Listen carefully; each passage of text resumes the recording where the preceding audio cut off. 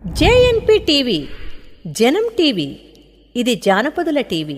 సమాచారాన్ని మీకు అందిస్తుంది జేఎన్పీ. తెలంగాణ ఉద్యమ కళాకారుల సంఘం జిల్లా అధ్యక్షుడు నేను. అయితే ఈనాడు ఈ పోరు దీక్ష బాటపట్టడానికి చాలా బలమైన కారణాలు ఉన్నాయి. గత కేసీఆర్ ప్రభుత్వం వచ్చినప్పుడు 2014 కంటే ముందు కేసీఆర్ గారు తెలంగాణ రాష్ట్ర సమితి అనే పార్టీని ఆవిర్భవించినప్పుడు మేమందరం కూడా నల్లగొండలో ఆయనకు ఒక పాటల క్యాసెట్ సీడీని కూడా ఆ రోజు ఇవ్వడం జరిగింది. ఆ రోజు మా ప్రస్థానం మొదలైంది.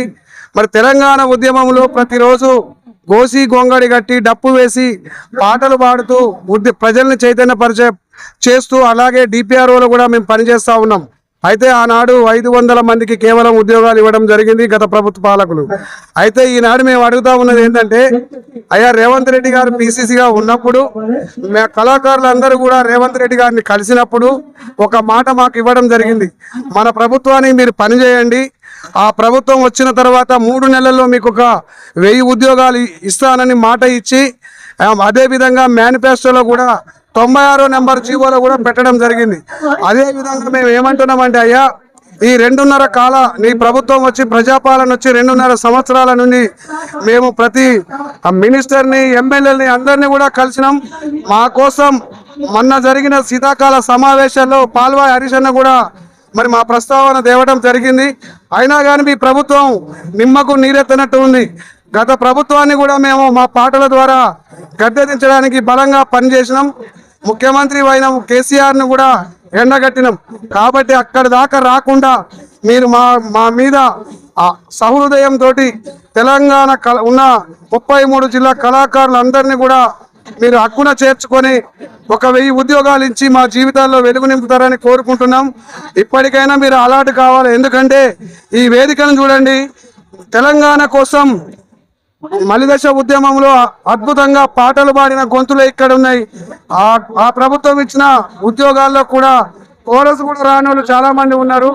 కాబట్టి మేము వారికి ఇచ్చినాం, మేము ఎందుకు ఇచ్చినాం అని అనట్లేం. ఇంకో విషయం, అయ్యా రేవంత్ రెడ్డి గారు మీరు ముఖ్యమంత్రి కాగానే ఈ రాష్ట్రంలో ఒక 9 మంది కళాకారులను మరి ఎంపిక చేసి వారికి పద్మశ్రీలు ఇచ్చి 1 కోటి రూపాయలు ఇచ్చారు. వాళ్ళు ఇప్పుడు కోటీశ్వర్లు అయిపోయారు. కళాకారులంతా పెద్ద కళాకారులు కోటీశ్వర్లు అయిపోయారు. కానీ మేము మాత్రం ఇక్కడే ఉన్నాం. వాళ్ళు పాటలు రాయొచ్చు, వాళ్ళు రాస్తే మేము ప్రజల్లోకి తీసుకుపోయినాం, మా గొంతులను పనంగా పెట్టినాం. ఇలా ఊరికనే పెద్ద కళాకారులు మనం చెప్పుకునే వాళ్ళందరికీ కూడా మేము మా నల్లగొండ జిల్లా కళాకారుల పక్షాన ఒక్కటే చెప్తా ఉన్నాం, మీరు సలహా మండలిలో ఉండి ఒక్కరోజు కూడా ఈ కళాకారుల గురించి మాట్లాడతలేదంటే ఎంత దుర్భరమైన ఆ దుస్థితి ఉందనేది అర్థం చేసుకోండి. ఇప్పటికైనా మీరు పెద్ద మనసు చేసుకొని మా పోరాడితే పోయేదేమీ లేదు, బానిస సంఖ్యలు తప్ప. మీరందరూ మా కోసం మీకు సమయం దొరికినప్పుడు ముఖ్యమంత్రి దగ్గర ప్రస్తావించాలని మిమ్మల్ని అందరినీ కూడా కోరుకుంటా ఉన్నాం. అదేవిధంగా అయా పొట్టకూటి కోసం నిన్న చాలా మంది కళాకారులు కడు దీన స్థితిలో, నిన్న కూడా ఒక అంజన్న మా కళాకారుడు పోస్టర్లు అతికించి గుండెపోటుతో మరణించడం జరిగింది. ఇలా ఇంకా ఆకలి చావులు మీరు ఎన్ని చూస్తారని అడుగుతా ఉన్నాం. ఆ రోజు కూడా మలిదశ ఉద్యమంలో 1300 మంది విద్యార్థులు మరణించారు.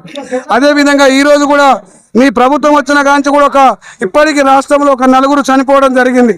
కాబట్టి మీరు ఈ ఆకలి చావులు చూడకముందే, మా పాటకి ఎంత శక్తి ఉందో పదును పెట్టకముందే మిమ్మల్ని మా పెద్దలు ఏదైతే ఉన్నారో వారిని పిలుచుకొని మీ దగ్గర మరి ఏ ఆలోచన ఉన్నది మీ గవర్నమెంట్ అధికారుల ద్వారా, లేదంటే ఆయా జిల్లాలో సాంస్కృతిక సారథిలో పనిచేస్తున్న కళాకారుల ద్వారా వీళ్ళు నిజమైన కళాకారులా కాదా అని మీరు ఎంపిక చేసి మాకు ఉద్యోగాలు ఇచ్చి మమ్మల్ని అందరినీ కూడా ఆదుకుంటారని కోరుకుంటున్నాం. జై జై కళాకారుడా, జై కళాకారుడా, కళాకారుల ఐక్యత.